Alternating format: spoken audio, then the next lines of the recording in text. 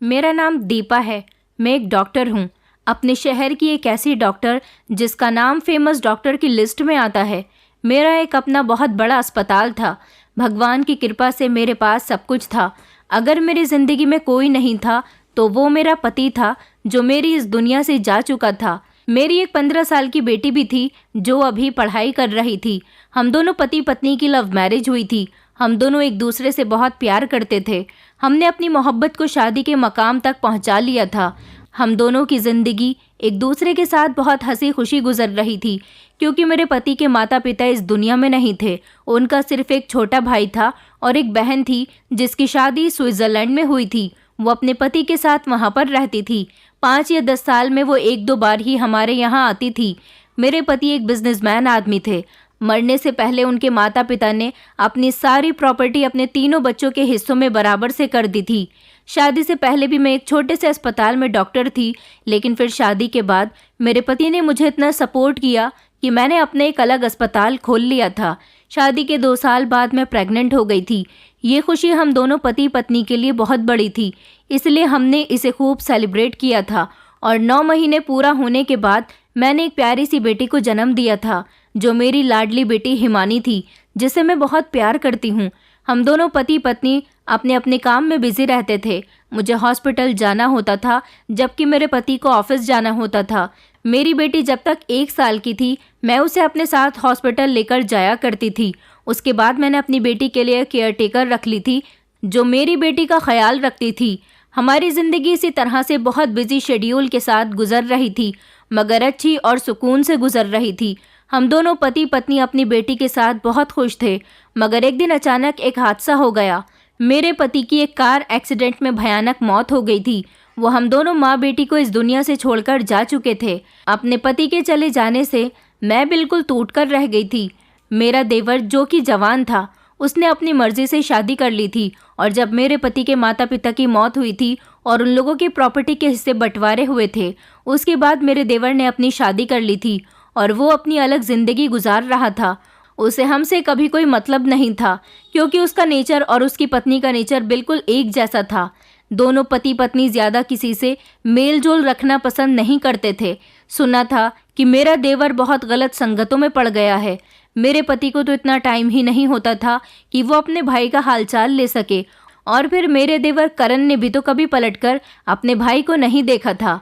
मेरा देवर मेरे पति के दिल से तब उतरा था जब उसने ये कहा था कि मैं भैया भाभी के साथ कभी नहीं रहूँगा। मैं अपनी शादी कर रहा हूँ और मुझे भैया भाभी से कोई मतलब नहीं है। यहाँ तक कि वो अपनी स्विट्ज़रलैंड में रहने वाली बहन से भी कोई रिश्ता नहीं रखता था क्योंकि उसकी पत्नी को अपनी दौलत पर बहुत घमंड था। पहले तो हम सब लोग एक ही परिवार में रहते थे, लेकिन जब प्रॉपर्टी के बंटवारे हुए तो मेरे पति ने अपना अलग बंगला बना लिया था और फिर उन्होंने अपना बिजनेस भी अलग कर लिया। दोनों भाई का बिजनेस अलग अलग था, दोनों ही मार्केट में छाए हुए थे, लेकिन मेरा देवर हमेशा मेरे पति के मुकाबले कम परसेंटेज के लेवल पर आता था। मेरे पति हमेशा हर काम में कामयाब होते थे। भगवान की कृपा से हमारे घर में किसी चीज़ की कोई कमी नहीं थी। जिस लड़की के साथ मेरे देवर ने शादी की थी उसने हमेशा ही करण को उसके परिवार वालों के खिलाफ भड़काया था। मेरा देवर वैसे भी अपनी पत्नी के कहने में ही रहता था। ऐसा इसीलिए था क्योंकि जिस लड़की के साथ मेरे देवर ने शादी की थी वो लड़की मेरे पति को पसंद नहीं थी। मेरे पति चाहते थे कि मेरे देवर की शादी उनकी साली के साथ हो जाए, मतलब मेरी छोटी बहन के साथ। मेरी एक छोटी बहन थी जो एक लॉयर थी, लेकिन मेरे देवर को तो मेरी देवरानी पसंद आ गई थी, इसलिए उसने मेरी बहन से शादी करने के लिए साफ इनकार कर दिया। मेरे पति को इस बात पर बहुत गुस्सा आया था। ऐसा नहीं था कि मेरे पति को मेरी देवरानी पसंद नहीं थी। मेरी देवरानी जिस परिवार से बिलोंग करती थी वो लोग बहुत गलत लोग थे। बस इसी वजह से मेरे पति नहीं चाहते थे कि करण की शादी इस लड़की के साथ हो जिसके साथ उसने अब शादी की हुई है। फिलहाल जब दोनों भाइयों ने अपना सब कुछ अलग अलग कर लिया तो इन दोनों को एक दूसरे से कोई मतलब नहीं था। कभी हमने करण को पलटकर नहीं देखा और ना ही कभी करण और उसकी पत्नी ने हमें पलटकर देखा। जिंदगी इसी तरह सुकून से गुजर रही थी। लेकिन जब मेरे पति की मौत हुई तो मेरा देवर अपने भाई की मौत पर हमारे घर आया था और फूट फूट कर रोया था। मेरे देवर को लगता था कि मेरे पति का बिजनेस अब लॉस में जाने लगेगा क्योंकि मैं तो ज़्यादातर अपने हॉस्पिटल में होती थी। मेरा अपने पति के बिजनेस से कोई मतलब नहीं था और ना ही मैं उनके बिजनेस में ज़्यादा इंटरेस्ट लेती थी। भगवान का दिया हमारे पास सब कुछ था। अगर हमारे पास मेरे पति का बिजनेस नहीं भी होता तो मेरा हॉस्पिटल इतना अच्छा चल रहा था कि फिर भी हमारे पास किसी तरह की कोई कमी नहीं आनी थी। लेकिन लास्ट मोमेंट पर मेरे पति के मरने के बाद उनके डूबते हुए बिजनेस को मेरे भाई ने दोबारा से मैनेज कर लिया था और मेरे भाई ने अपनी कामयाबी से मेरे पति के बिजनेस को और ज़्यादा तरक्की दिलवा दी थी। मेरे पति की मौत पर जब मेरा देवर आया था तो उसके बाद उसने हमारे घर आना जाना शुरू कर दिया था। मैं समझ नहीं पा रही थी कि जिसने पिछले 5 साल से अलग होने के बाद हमें पलटकर कभी देखा नहीं, वो अब हमारे यहाँ आना जाना क्यों कर रहा है। एक बार मेरा देवर मुझे लगातार कॉल्स कर रहा था। मेरी समझ नहीं आ रही थी कि वो मुझे कॉल्स क्यों कर रहा है, लेकिन मैं अपने हॉस्पिटल में अपने पेशेंट के साथ इतनी बिजी थी कि मेरे पास उसकी कॉल अटेंड करने का टाइम नहीं था। मैंने उसे कॉल रिसीव करके कह दिया था कि मैं जैसे ही फ्री होती हूँ तो मैं कॉल करती हूँ, लेकिन जब मैं फ्री हुई तो मेरे दिमाग से अपने देवर को कॉल करना निकल गया था। मैंने देखा कि वो रात के टाइम पर हमारे घर आ गया और रोने लगा और कहने लगा कि भाभी, मैं बहुत परेशान हूँ, मुझे आपकी मदद की ज़रूरत है। मैंने कहा, तुम्हें मेरी मदद की ज़रूरत कब से पड़ गई? तुम्हारे पास तो भगवान का दिया सब कुछ है, आखिर तुम इतना परेशान क्यों हो? तो वो कहने लगा कि भाभी, मेरा सब कुछ बर्बाद हो गया। दरअसल सब कुछ अलग होने के बाद मैंने अपने बिजनेस पर ध्यान नहीं दिया और अपने पैसों से मैंने गलत काम करने शुरू कर दिए। ड्रिंक करने लगा, जुआ खेलने लगा। इन सारी चीज़ों में मैंने अपने पैसे बर्बाद कर दिए और कुछ मेरी पत्नी ने भी मेरा साथ नहीं दिया। वो बहुत फिजूल खर्ची करती थी। उसने कभी ये नहीं देखा कि मैं धीरे धीरे बर्बाद हो रहा हूँ। उसने मुझे संभालने की कोशिश भी नहीं की। जब मेरा बिजनेस पूरी तरह से लॉस में चला गया और मैं सड़क पर आने के काबिल हो गया तो वो मुझे छोड़कर चली गई और कहने लगी कि अब मैं तुम्हारे साथ नहीं रह सकती। वो मुझसे डिवोर्स लेकर अपने मायके चली गई। भाभी, मैं बिल्कुल अकेला रह गया हूँ, प्लीज़ मुझे थोड़े से पैसे दे दीजिए। मैंने कहा, अच्छा ठीक है, मैं तुम्हें पैसे दे देती हूँ, लेकिन तुम गलत काम करना छोड़ दो। तुमने अपने बिजनेस को ख़राब करके बहुत बड़ा नुकसान किया। देखो, तुम्हारे भैया ने अपनी मेहनत से अपने बिजनेस को कितनी ऊंचाइयों तक पहुंचा दिया और तुम हो कि तुमने करे कराए बिजनेस को ख़राब कर दिया। मेरी बात सुनकर करण ने शर्म से अपनी आंखें झुका ली थीं। उसने जब मेरी बेटी को देखा तो वो कहने लगा कि भाभी, ये तो बहुत प्यारी है, बिल्कुल आप पर गई है। उस समय मेरी बेटी की उम्र 7 साल थी। बस उस दिन के बाद से मेरा देवर हर महीने हमारे घर आ जाता और मैं उसे खाना भी खिलवाया करती थी। जब आता तो उसे थोड़े बहुत पैसे भी दे दिया करती थी। उसने मेरी बेटी को खुद से बहुत अटैच कर लिया था। कई साल इसी तरह से गुजर गए थे। जब मेरी बेटी को ये बात समझ आने लगी कि उसके चाचा यहाँ पर मुझसे पैसे लेने के लिए आते हैं और हमारे साथ थोड़ा टाइम स्पेंड करके जाते हैं, उसे लगता था कि उसके चाचा बहुत अच्छे हैं, तो वो मुझसे जिद करने लगी कि मम्मी प्लीज़ आप चाचा जी की मदद करो, हमारे पास तो भगवान का दिया सब कुछ है, हम काफ़ी अमीर लोग हैं। चाचा हमेशा आपसे यही कहते हैं कि उनका बिजनेस लॉस में चला गया तो क्या आप उन्हें दोबारा से उनका बिजनेस नहीं करवा सकती? मैंने कहा, बेटा, तुमने तो बिजनेस स्टार्ट करवाने की बात को इतनी आसानी से कह दिया। तुम नहीं जानती कि दोबारा से बिजनेस सेटअप करने के लिए कितनी परेशानियों से गुजरना पड़ता है, कितनी मेहनत करनी पड़ती है। लेकिन तुम्हारे चाचा को मेहनत नहीं करनी, उन्होंने अपने अच्छे खासे बिजनेस को बर्बाद कर दिया, तो अब क्या गारंटी है कि वो दोबारा से बिजनेस में कामयाब हो जाएगा? मेरी बेटी ज़बरदस्ती ज़िद करने लगी और कहने लगी कि प्लीज़ मम्मी, चाचा का कोई बिजनेस करवा दीजिए। अपनी बेटी की ज़िद करने पर मैंने अपने देवर को 80 लाख रुपए दे दिए और उससे कहा कि तुम अपना बिजनेस स्टार्ट कर लो। मेरे पैसे देने पर वो बहुत खुश हुआ था और फिर से उसने हमारे घर आना जाना कम कर दिया था। मेरी बेटी उसे बहुत याद करती थी, उसे कॉल करती थी। वो उससे कॉल पर तो बात कर लिया करता था, मगर कहता था कि मैं अपने काम में बहुत बिजी हूँ, इसलिए तुम्हारे पास नहीं आ सकता। मुझे भी तसल्ली हो गई थी कि चलो मेरे देवर ने गलत कामों को छोड़कर अपने बिजनेस पर फिर से ध्यान देना शुरू कर दिया और मैं दोबारा से अपनी ज़िंदगी में बिजी हो गई थी। मेरी बेटी भी अपनी पढ़ाई कर रही थी। अब उसकी उम्र 15 साल की हो गई। मुझे अपने पति की बहुत याद आती थी। मैं जिम्मेदारियों के बोझ तले दबकर रह गई थी। ऐसा लगता था कि मेरी ज़िंदगी में हमेशा काम ही काम रह गया है। इस काम की वजह से मैं अपनी बेटी को भी टाइम नहीं दे पाती थी, अपने घर में ध्यान नहीं दे पाती थी। काश मैं एक मामूली सी हाउसवाइफ होती जो अपने घर पर ध्यान देती है, अपने बच्चों पर ध्यान देती है, अपने परिवार को जोड़कर रखती है, अपने परिवार के साथ टाइम स्पेंड करती है, उनके लिए अच्छा अच्छा खाना बनाती है, अपनी ज़िंदगी को मेंटेन करके रखती है। लेकिन मेरे लिए तो ऐसा कुछ भी नहीं था। खाना बनाना तो जैसे मैं पूरी तरह से भूल ही गई थी, क्योंकि मैंने अपनी ज़िंदगी का सिर्फ एक ही मकसद समझा हुआ था। वो ये था कि मुझे सिर्फ अपने हॉस्पिटल जाना है। मैं एक डॉक्टर हूँ, जबकि कभी मैंने ये नहीं सोचा था कि मैं एक माँ भी हूँ और अब मेरी बेटी जवान हो रही है। पति के मर जाने के बाद तो मैंने अपने ऊपर पूरी तरह से ध्यान देना ही बंद कर दिया था। काफ़ी लंबा समय हो गया था। मैंने अपने आप को ढंग से और सुकून से शीशे में भी नहीं देखा था। आखिर मैं कैसी हो गई थी। आज कई सालों बाद जब मैं तसल्ली से अपने कमरे में बैठी और मैंने अपने चेहरे पर गौर किया तो उस पर दुनिया भर की थकान मौजूद थी। ऐसा लगता था न जाने मैंने कब से आराम नहीं किया। मेरी एक फ्रेंड थी जो कभी कभी मुझे हॉस्पिटल में मिलने के लिए आ जाती थी। पेशेंट को देखने के साथ साथ मैं उसके साथ बातचीत भी करती रहती थी। मुझे इतनी फुर्सत नहीं थी कि मैं उसके घर जाऊं, उससे बातचीत करूं। मैं तो अपनी सारी फ्रेंड्स को जैसे भूल ही गई थी। लेकिन मेरी एक फ्रेंड बहुत अच्छी थी, उसका नाम शालिनी था। वो मुझसे मिलने के लिए मेरे हॉस्पिटल में आ जाती थी और मेरे ही बराबर में बैठकर मेरे साथ बातें करती रहती थी। एक दिन उसने मुझे बड़ी ही अजीब तरह की एडवाइस दी थी। उसकी बात सुनकर मैं एक सेकंड के लिए शॉक्ड रह गई थी। उसने मुझसे कहा था कि दीपा, तुमने अपनी ज़िंदगी को एक अलग लेवल पर पहुंचा लिया है। तुम जानती हो कि तुम सबको भूल चुकी हो। अपने इस काम के चक्कर में तुम्हें तुम्हारी बेटी भी ढंग से याद नहीं है। मैं दोबारा से अपने काम में बिजी हो गई थी और उसकी बात को इग्नोर करने की कोशिश करने लगी थी। तो वो कहने लगी कि तुम मुझे भले ही इग्नोर कर लो, लेकिन मैं तुमसे यही कहना चाहूँगी कि आखिर तुम कब तक ऐसे अपनी ज़िंदगी गुजारोगी। मैंने उससे कहा कि तुम क्या चाहती हो कि मैं अपने इस काम को छोड़ दूँ। तुम जानती हो कि डॉक्टर बनने के लिए मैंने कितनी मेहनत की थी और ये सब कुछ मेरे पति ने ही तो मुझे करवा कर दिया था। शालिनी कहने लगी, मैं ऐसा नहीं कह रही। मेरे कहने का मतलब सिर्फ ये है कि हर इंसान के लिए एक हमसफ़र बहुत ज़रूरी होता है। अभी तुम्हारी उम्र ज़्यादा नहीं है, तुम्हारी तो कम उम्र में ही शादी कर दी गई थी और तुम्हें देखकर आज भी कोई ये नहीं कह सकता कि तुम एक 15 साल की बेटी की माँ हो। तुम्हारे पति की मौत हो गई, वो एक एक्सीडेंट था।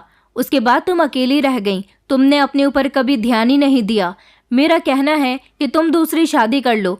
तुम्हारी बेटी 5 साल बाद जवान हो जाएगी, उसके बाद तुम उसकी शादी कर दोगी। तुम और भी ज़्यादा अकेली हो जाओगी। तुम्हारे पास तो कोई बेटा भी नहीं है जिसके सहारे तुम आगे की ज़िंदगी गुजार सकती। मैं तुम्हें यही एडवाइस देना चाहूँगी दीपा, तुम दूसरी शादी कर लो और अपने आप को थोड़ा टाइम देना सीखो। कोई दूसरा इंसान तुम्हारी ज़िंदगी में आएगा तो तुम्हें भी अच्छा लगेगा। अब तुम यहाँ से घर जाती हो और जाहिर सी बात है, जब तुम घर जाती होगी तो तुम्हारी बेटी अपने कमरे में होती होगी और फिर सुबह तुम हॉस्पिटल के लिए निकल आती हो। तुम अपने दिल की बात किसी से शेयर नहीं कर सकती, किसी के साथ अपना सुख दुख नहीं बांट सकती। देखो दीपा, अभी तुम्हारी पूरी ज़िंदगी पड़ी हुई है। मेरा मानना है कि तुम अभी से संभल जाओ। तुम शादी कर लो और किसी ऐसे इंसान से शादी करो जो तुम्हारा ख्याल रख सके, तुम्हारी छोटी छोटी ज़रूरतों को पूरा कर सके। ये दुनिया बहुत बुरी है दीपा, अकेले तुम इतनी बड़ी दुनिया में ज़िंदगी नहीं गुजार सकती, इसलिए तुम्हें एक हमसफ़र की ज़रूरत है। तुम क्या, कोई भी इंसान इस दुनिया में अकेला नहीं रह सकता। अकेले ज़िंदगी गुजारना बहुत मुश्किल हो जाता है। ये बात तुम्हें अब रियलाइज़ नहीं होगी क्योंकि अभी तुम अपने ऊपर ध्यान नहीं दे रही हो। ये बातें तुम्हें जब रियलाइज़ होंगी, जब तुम्हारी बेटी की शादी हो जाएगी, तुम्हारा बुढ़ापा होगा, तब तुम्हें जिस इंसान की कमी महसूस होगी, जिसकी ज़रूरत होगी, उसे कहते हैं एक हमसफ़र। तब तुम्हें याद आएगी कि मैं सही कह रही थी। मैं उसकी बात सुनकर हंसने लगी और कहने लगी कि तुम कैसी पागलों जैसी बातें कर रही हो। मैं शादी नहीं कर सकती। मुझे अपनी ज़रूरतों को किसी से पूरा नहीं करवाना। मैं अपनी ज़रूरतें खुद पूरी कर सकती हूँ। और रही दुनिया की बात, तो मैं इस दुनिया से बहुत अलग हूँ। मैंने अपने आप को इतना टाइम ही नहीं दिया हुआ कि मैं लोगों के बारे में सोचूं। शालिनी कहने लगी कि मैं तुमसे तुम्हारी भलाई के लिए ही तो कह रही हूँ। अभी तुम्हें अपनी ज़िंदगी अच्छी लग रही है, मगर आगे चलकर जब तुम्हारे ऊपर बुढ़ापा आएगा तो तुमसे अकेले अपनी ज़िंदगी गुजारी नहीं जाएगी। अपनी दोस्त की बात को मैंने पूरी तरह से इग्नोर कर दिया था और हंसकर सारी बातों को टाल दिया था। फिर मैं अपने घर आ गई थी। कुछ दिन इसी तरह से गुजर गए थे जब एक दिन मेरी कार से एक जवान लड़का टकराया। मैं घबरा गई थी कि कहीं उसका एक्सीडेंट तो नहीं हो गया। मैं जल्दी से अपनी गाड़ी से निकलकर लड़की की तरफ गई तो वो लड़का बुरी तरह से जख्मी हो गया था। रात के 11 बज रहे थे। कुछ समझ नहीं आ रहा था कि मैं क्या करूं। मैं उस लड़के को लेकर अपने घर आ गई थी और घर आने के बाद मैंने उसकी ड्रेसिंग की। उस लड़के की उम्र लगभग 27-28 साल होगी। वो देखने में अच्छा था, लेकिन मेरी वजह से वो काफ़ी घायल हो चुका था। मैंने उसे दवाई दी और वो तसल्ली से सो गया था। मेरी बेटी कहने लगी, मम्मी आप किसे घर ले आई हो? मैंने उसे बताया कि मेरी गाड़ी से उसकी टक्कर हो गई थी। सुबह होश में आ जाएगा तो पूछूंगी कि वो कौन है। जब सुबह को वो लड़का होश में आया तो मैंने उससे पूछा कि अब तुम ठीक हो ना? मुझे माफ़ करना, रात अचानक तुम्हारा एक्सीडेंट मेरी गाड़ी से हो गया था। मेरी बात सुनकर वो रोने लगा। मैंने कहा, तुम रो क्यों रहे हो?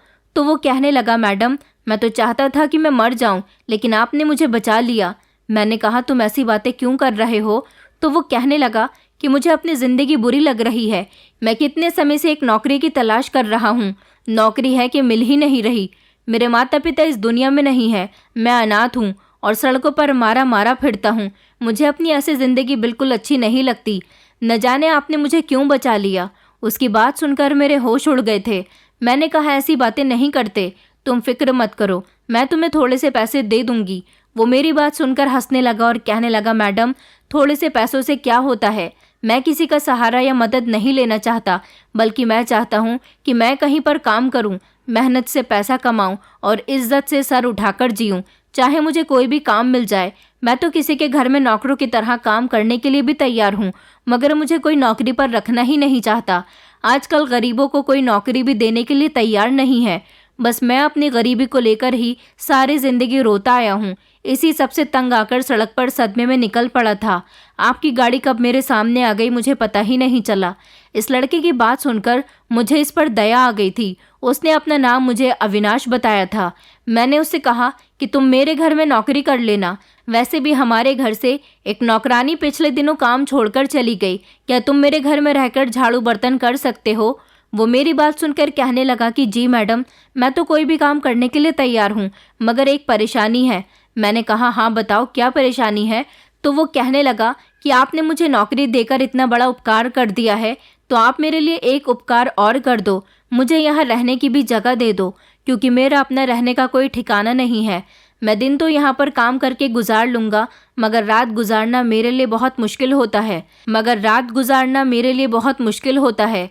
मैंने उससे कहा, चलो ठीक है, जहाँ बाकी के नौकर रहते हैं वहाँ तुम भी रह लेना। मेरी बात सुनकर वो बहुत खुश हुआ था।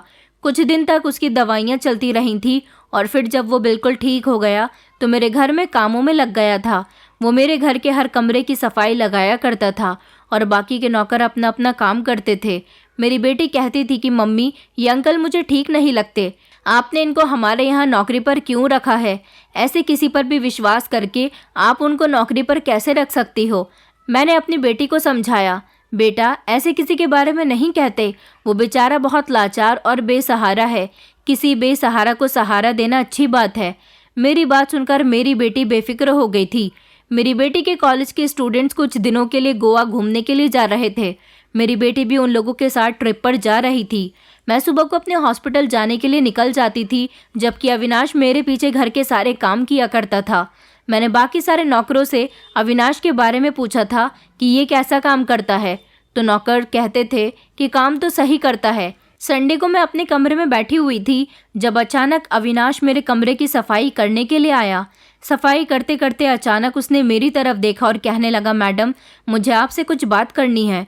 मैंने उससे कहा कि हाँ बताओ, क्या बात करना चाहते हो? तो वो कहने लगा, मैडम मैं जानता हूँ आप मेरी बात का बुरा मान जाओगी, लेकिन मैं फिर भी अपनी बात आपसे कहकर रहूँगा। आपको देखकर लगता ही नहीं है कि आप एक 15 साल की बेटी की माँ हो। आप बहुत सुंदर हो और बहुत दयावान हो। आपने मुझे सहारा दिया, लेकिन मैं चाहता हूँ कि अब मैं आपको सहारा दूँ। दरअसल मैं आपसे शादी करना चाहता हूँ। जिस दिन से आप मुझे यहाँ लेकर आई हो, मेरा दिल आपके ऊपर आ गया। आपकी मेरी उम्र में सिर्फ 8 या 9 साल का फ़र्क होगा, लेकिन मुझे उम्र से कोई फ़र्क नहीं पड़ता। प्यार तो दिल से होता है, उम्र या फिर सूरत शक्ल देखकर प्यार नहीं किया जाता। अविनाश की बात सुनकर तो मेरे होश उड़ गए थे। मैंने कहा कि तुम ये किस तरह की बातें कर रहे हो? वो मेरी बात सुनकर कहने लगा कि मैं जानता हूँ आप मेरी बात से नाराज़ ज़रूर होंगी, लेकिन मैं जो भी कह रहा हूँ सच कह रहा हूँ। भले ही आप मेरी बात के बदले मुझे कितनी ही बड़ी सज़ा दे दो, मगर मैं आपसे प्यार करता हूँ। मैं आपको सारी ज़िंदगी बहुत खुश रखूँगा। मैंने कभी ज़िंदगी में किसी चीज़ की ख्वाहिश नहीं की। भगवान ने मुझे भले ही गरीब रखा, मगर मैं गरीबी के भी हालात में खुश था। लेकिन जिस दिन से आपको देखा है, अपने होश खो बैठा हूँ।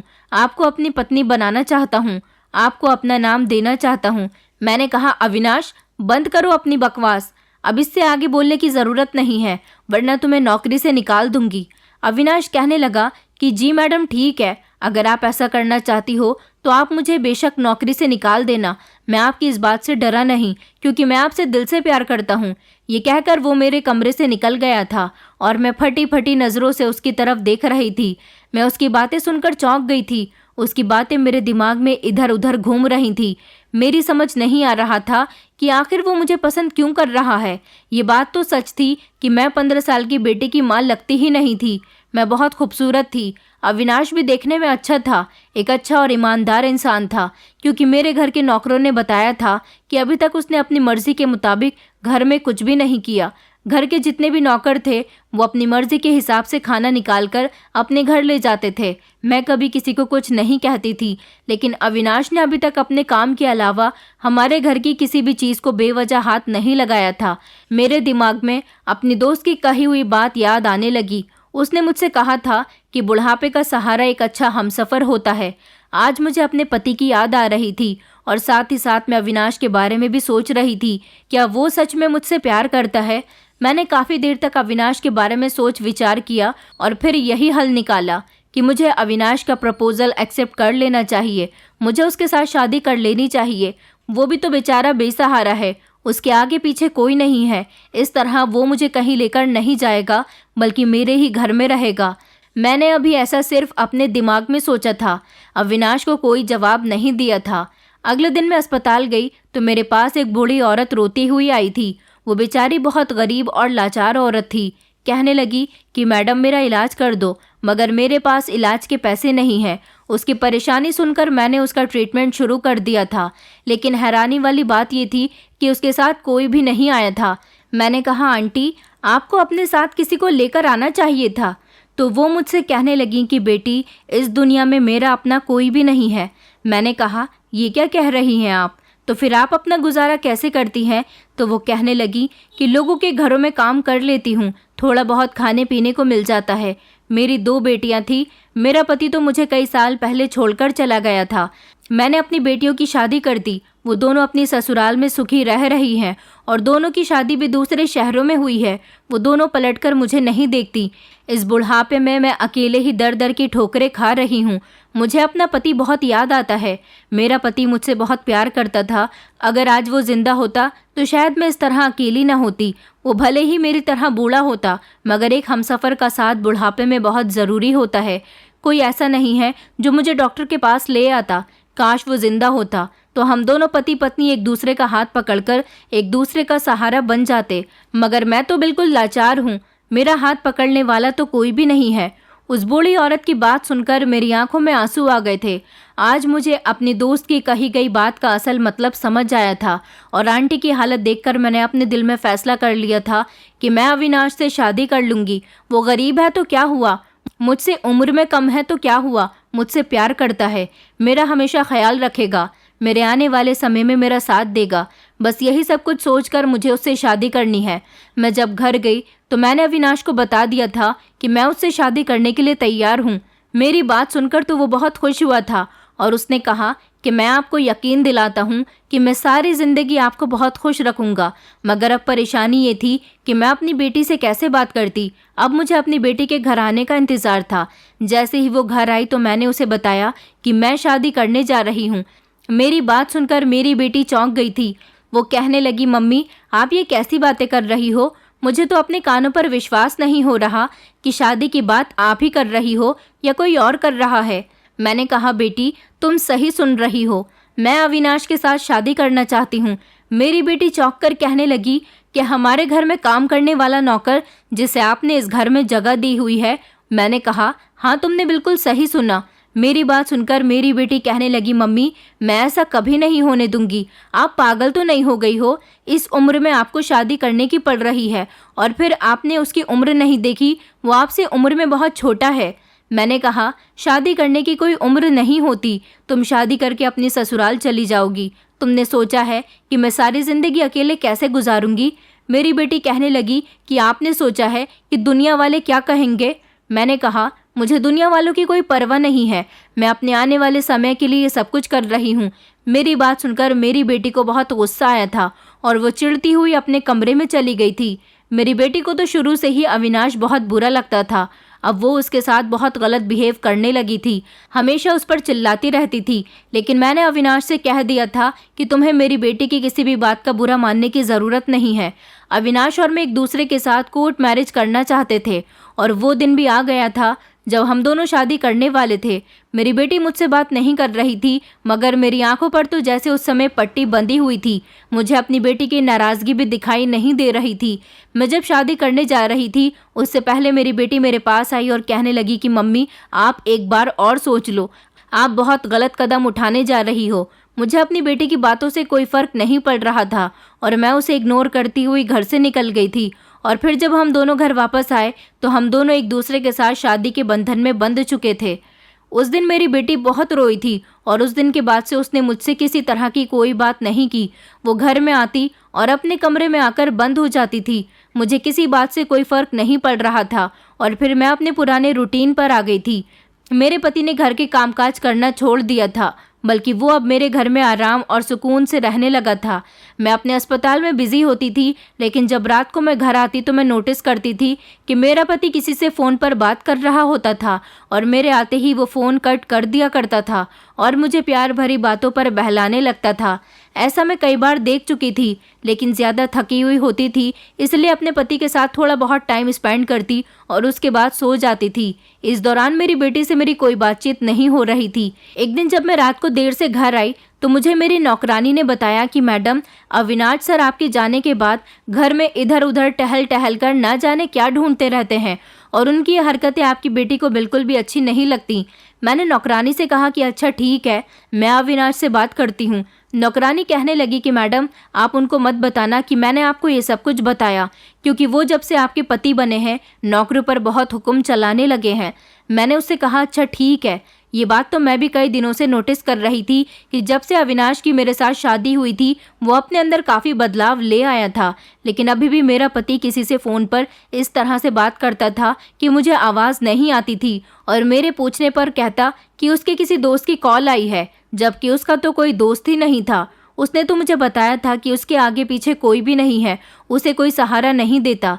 मैं सोच रही थी कि मैंने अपने पति को मोबाइल देकर गलती कर दी है। शादी के 2 दिन के बाद ही मेरे पति ने कहा था कि मुझे मोबाइल चाहिए, इसलिए मैंने उसे मोबाइल खरीद कर दे दिया था। हालांकि अब मेरा क्रेडिट कार्ड मेरे पति के पास होता था। कई दिन इसी तरह से गुजर गए थे। मेरी बेटी की बदतमीजियां मेरे साथ बढ़ती चली जा रही थी। उसने अविनाश को अपना पिता स्वीकार नहीं किया था। मैं जानती थी कि मेरी बेटी उसे अपना पिता इतनी आसानी से स्वीकार नहीं करेगी, क्योंकि कोई भी बच्चा अपनी आंखों के सामने अपने माँ या पिता की दूसरी शादी को आसानी से बर्दाश्त नहीं करता, इसीलिए वो रिश्ते को भी इतनी जल्दी एक्सेप्ट नहीं कर पाता।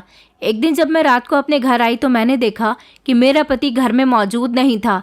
मेरी नौकरानी ने बताया कि मैडम वो छत पर गए हैं, इसलिए मैं बिना कोई शोर शराबा किए दबे दबे कदमों से छत पर जाने लगी।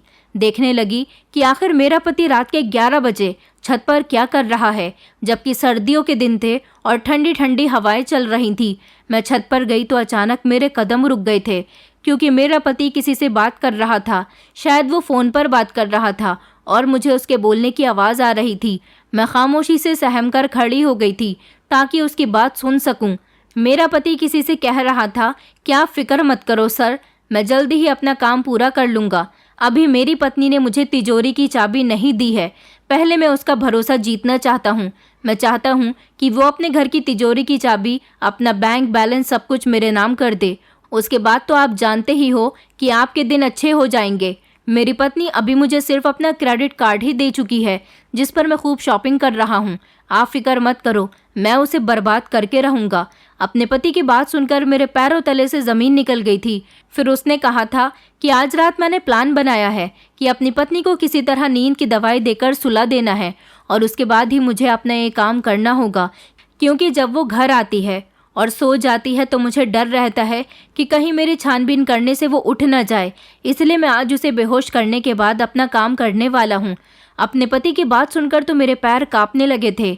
आखिर आज मेरा पति किस काम को अंजाम देने वाला था, वो किससे बातें कर रहा था, मेरी कुछ समझ में नहीं आ रहा था। मुझे सच्चाई का पता लगाना ही होगा। ज़रूर ये इंसान ठीक नहीं है। मुझे इतनी फुर्सत नहीं थी कि मैं अपने बैंक अकाउंट पर ध्यान देती कि मेरे अकाउंट से कितने पैसे कट रहे हैं। मैंने अपना मोबाइल निकाला और खोल कर देखा तो उसमें से काफ़ी सारे पैसे कट चुके थे, क्योंकि मेरे पति ने मेरे क्रेडिट कार्ड से ढेर सारी शॉपिंग की थी। ये राज भी आज ही मेरे ऊपर खुला था। आखिर आज मुझे जानना था कि ये इंसान कौन है और ये कौन से काम को अंजाम देने की बात कर रहा है। मैंने सोच लिया था कि आज मुझे मेरा पति किसी न किसी तरह से नींद की दवाई देगा, इसलिए मुझे उससे सावधान रहना पड़ेगा। मैं अपने पति के साथ बिल्कुल नॉर्मल रिएक्ट कर रही थी। मैंने उसे शक भी नहीं होने दिया था कि मैं उसकी बातें सुन चुकी हूँ। रात को हम लोग खाना खाने के बाद जब कमरे में गए तो मेरा पति कहने लगा कि आज मैं तुम्हारे लिए अपने हाथ से कॉफ़ी बनाना चाहता हूँ, जिस पर मैंने उसे मुस्कुराकर कहा था, हाँ क्यों नहीं, कॉफ़ी पीने से तो मेरा भी स्ट्रेस दूर हो जाएगा। मैं समझ गई थी कि ज़रूर वो कॉफ़ी के अंदर ही नींद की दवाई मिलाकर देगा, क्योंकि आज उसके शब्दों में बड़ी मोहब्बत झलक रही थी। मेरी सोच के मुताबिक मेरा पति जब मेरे पास कॉफ़ी लेकर आया तो मुझसे ज़िद करके कॉफ़ी पिलाने लगा, लेकिन मैंने लास्ट मोमेंट पर कॉफ़ी पीने से इनकार कर दिया और कहा कि मैं कॉफ़ी नहीं पी रही, मेरा मन नहीं कर रहा। मेरा पति कहने लगा, तुम्हें ये पीनी होगी। वो ज़बरदस्ती मुझे कॉफ़ी पीने के लिए कहने लगा। तभी अचानक मेरे पति के मोबाइल पर किसी की कॉल आ गई। वो फ़ोन पर बात करने के लिए बाहर गया और मुझे ये जताकर गया था कि जब मैं वापस आऊँ तो ये कॉफ़ी फिनिश हो जानी चाहिए। आज मैंने अपने हाथों से तुम्हारे लिए इतने प्यार से कॉफ़ी बनाई है तो तुम्हें मेरा मान रखना होगा। अपने पति की बात मानते हुए मैंने उससे कहा था, अच्छा ठीक है, तुम कॉल अटेंड करो, मैं अभी कॉफ़ी पी लेती हूँ। वो कॉल अटेंड करने के लिए जैसे ही कमरे से बाहर गया तो मैंने जल्दी से कॉफ़ी अपने कमरे में खुलने वाली खिड़की से बाहर फेंक दी थी। और जब थोड़ी देर बाद मेरा पति कमरे के अंदर आया और उसने कॉफ़ी का मग खाली देखा तो वो समझ चुका था कि मैं कॉफ़ी पी चुकी हूँ। उसने मुझसे कहा कि तुमने कॉफ़ी पी ली, ये तो बहुत अच्छी बात है। मैंने कहा, हाँ तुमने कॉफ़ी बहुत अच्छी बनाई थी। अपने हिस्से की कॉफ़ी तो वो पी चुका था। फिर मैंने अपने पति से कहा कि मैं बहुत थक चुकी हूँ, कमरे की लाइट ऑफ कर दो, मैं सोने जा रही हूँ। मेरा पति कहने लगा, अच्छा ठीक है, तुम आराम करो, मैं अभी आता हूँ। मैं ऐसे रिएक्ट कर रही थी जैसे मुझे बहुत तेज़ नींद आ रही है और फिर मैं बिस्तर पर आंखें बंद करके लेट गई थी। आधे घंटे बाद मेरा पति जब कमरे के अंदर आया, उसने लाइट ऑन की और मुझे बड़ी गौर से देखने लगा। वो शायद ये देख रहा था कि मैं गहरी नींद में सो चुकी हूँ या नहीं। फिर मेरा पति पागलों की तरह इधर उधर कमरे की तलाशी लेने लगा। मैं समझ गई थी कि वो तिजोरी की चाबी ढूंढ रहा है। आज मैंने तिजोरी की चाबी उसकी आंखों के सामने ही रख दी थी। मेरे कमरे में एक डेस्क बना हुआ था, मैंने उस चाबी को आज जानबूझकर वहां पर रख दिया था, जिसकी वजह से मेरे पति को आज आसानी से तिजोरी की चाबी मिल गई थी। फिर उसने अलमारी खोली और अलमारी खोलकर वो उसमें से मेरे बंगले के पेपर्स निकालने लगा। मैंने पीछे से जैसे ही उसके कंधे पर हाथ रखा तो वो शॉक्ड रह गया था और अपनी जगह पर जम गया था। मैंने अपने पति से कहा कि प्रॉपर्टी के पेपर्स का आखिर तुम क्या करोगे। मेरा पति अचानक चौंक गया और मुझसे कहने लगा, अच्छा तो ये तुम्हारी प्रॉपर्टी के पेपर्स हैं। मेरे कुछ डॉक्यूमेंट्स थे, मैं वो ढूंढ रहा था और तुम सोई नहीं हो। मुझे लगा कि तुम सो गई हो, मैं तुम्हें डिस्टर्ब नहीं करना चाहता था, इसलिए खुद ही अपने डॉक्यूमेंट्स तलाश करने लगा। मैंने कहा, शायद तुम्हें याद नहीं कि तुम यहाँ पर खाली हाथ आए थे। मेरी बात सुनकर उसके चेहरे का रंग पीला पड़ गया था।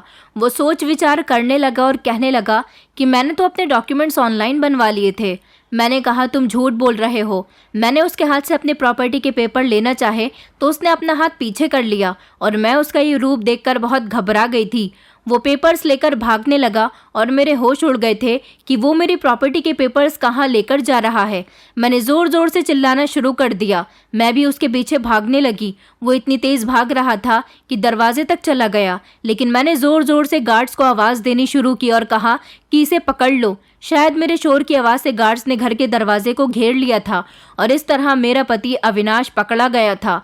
गार्ड्स ने उसे पकड़कर मारना पीटना शुरू कर दिया। मैं गई और मैंने फिर अपने पति को बचाया। मैं अपने पति का हाथ पकड़कर अंदर ले आई। उसने मेरे सामने हाथ जोड़े और कहने लगा कि मैडम मुझे छोड़ दो, इस सब में मेरी कोई गलती नहीं है। मैंने कहा, आखिर तुम प्रॉपर्टी के पेपर्स लेकर भाग क्यों रहे थे?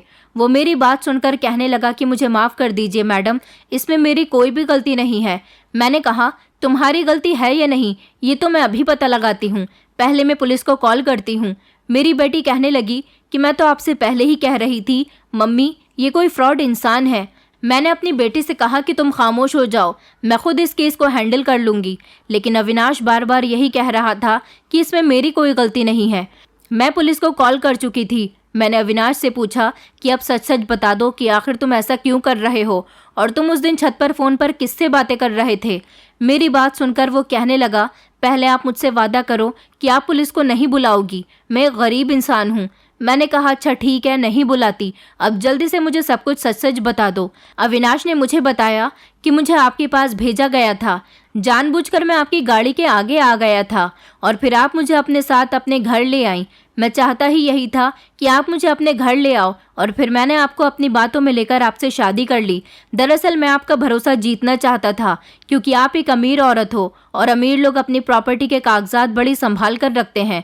अमीर लोग नौकरों को ऐसी जगह पर नहीं जाने देते, इसलिए मैं आपका पति बनकर आपकी हर चीज़ पर अपना हक जताना चाहता था ताकि आपसे रिश्ता जोड़ने के बाद मैं आपकी हर चीज़ को आसानी से छू सकूं, हर चीज़ को आसानी से इस्तेमाल कर सकूं। मैंने आपके पूरे घर में प्रॉपर्टी के पेपर्स ढूंढ लिए थे मगर वो मुझे कहीं भी नहीं मिल रहे थे। मेरा शक बार बार अलमारी पर जा रहा था। अलमारी भी मैं कई बार खोलकर देख चुका था मगर मुझे आपकी अलमारी में भी कुछ नहीं मिला। फिर मेरी नज़र अलमारी की तिजोरी पर गई जिसकी चाबी मैंने पूरे घर में ढूंढ ली थी मगर मुझे कहीं भी नहीं मिली थी। एक दिन मैंने नोटिस किया था कि तिजोरी की चाबी आपके बैग में रखी हुई थी और आपका बैग तो हमेशा आपके साथ रहता है।